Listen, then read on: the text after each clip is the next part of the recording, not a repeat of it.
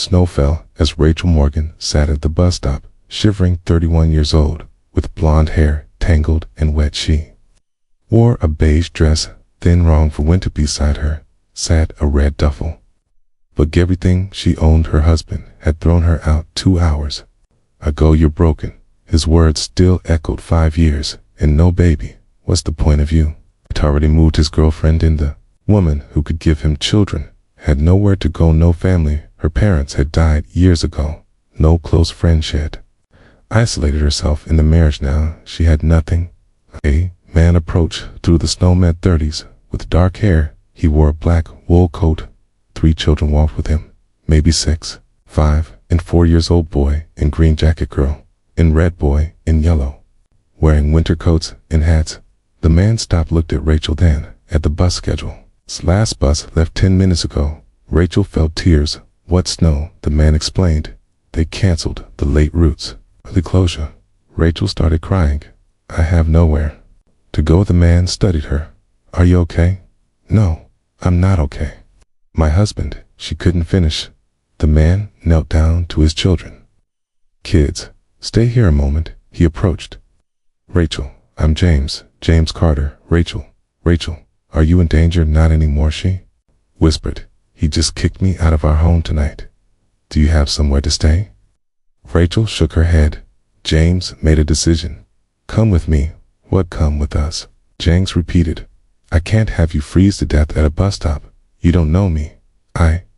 No, you're alone, James said, in a snowstorm, with nowhere to go. That's enough. Come with me. Rachel looked at this stranger, this man with 3 children offering help. Why would you do this? Because it's right. James led Rachel to his car, large SUV. The children climbed in, curious but quiet. Kids, this is Miss Rachel. She's going to stay with us tonight. Is she okay, Daddy? The girl in red asked. She will be, James said. At James's house, beautiful, warm. Safety showed Rachel to a guest room, bathroom. As across the hall, there are clothes in the closet from my late wife. You're about the same size. Your wife died 2 years ago, James said. Cancer. I'm so sorry. Thank you.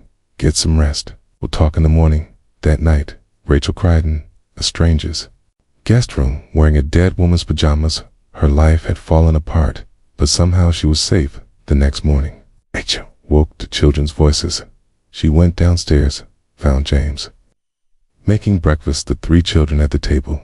Good morning, James said. Coffee, please. Over. Breakfast, James explained. He was CEO of Carter Industries tech company, widowed, single father. The kids are everything, James said. Oliver, Maya, and Ethan. He pointed to each child after their mother died. I realized family matters more than anything, more than work, more than success, just family. Rachel felt tears. I can't have children.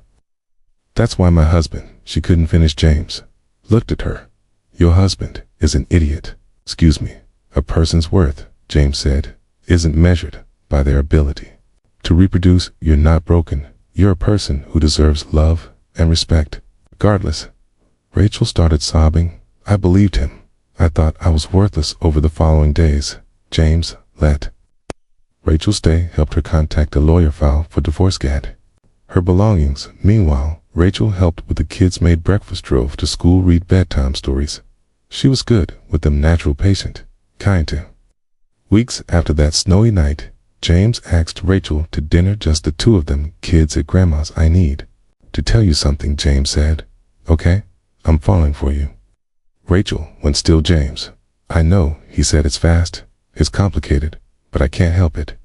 You're amazing with the kids. You're strong.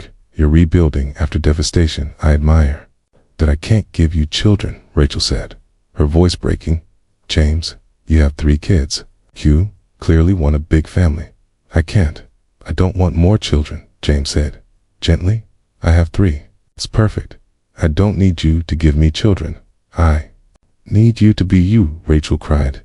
Every man wants biological children. Not every man, James replied. I want a partner, someone who loves my kids, someone who sees value beyond reproduction. You're that person. 6 months after that snowy night, James proposed with all 3 children present. Rachel James said 6 months ago, I found you at a bus stop. Broken, thrown away by someone who couldn't see your worth. He knelt down, but I see it. The kids see it. You're not broken. You're perfect will. You marry me, be their mother, not by biology, but by choice. Yes, at their wedding, Oliver, Maya, and Ethan stood with them. Maya gave a speech, 7 years old now. When Daddy brought Miss Rachel home, Maya said, I was confused. Who was this lady? But then she read me stories, made my favorite pancakes, helped with my homework. The little girl smiled. She didn't give birth to us, but she chose us. That's better, because she didn't have to love us. She wanted to. Rachel stood crying when my husband threw me out, she said. He told me I was worthless because I couldn't have children. I believed him. I thought my life was over. She looked at her family. Then James found me at a bus stop. In a snowstorm, he didn't see someone broken. He saw someone who needed help. He gave me shelter, safety, family, not because I could give him children, but because it was right. James spoke. My late wife and I had 3 beautiful children when she died. I thought I'd never love again, never find someone who could be a mother to them. His voice broke. Then I found Rachel, sitting in the snow, discarded, told she was worthless, but I saw strength, resilience, love. She didn't need to give birth to be a mother. She just needed to show up, and she has every single day. Years later, Rachel and James started a foundation for women struggling with infertility. Your worth isn't in your womb. The foundation's motto. They helped thousands of therapies, support groups, legal aid for those facing discrimination. People asked about the foundation. Rachel would say, I was told I was worthless because I couldn't have children. James would add, she's the best mother I know. Biology doesn't make a parent. Love does. And the 3 children would say, Mom chose us. That matters more than anything. Rachel's ex-husband eventually reached out years later, apologetic.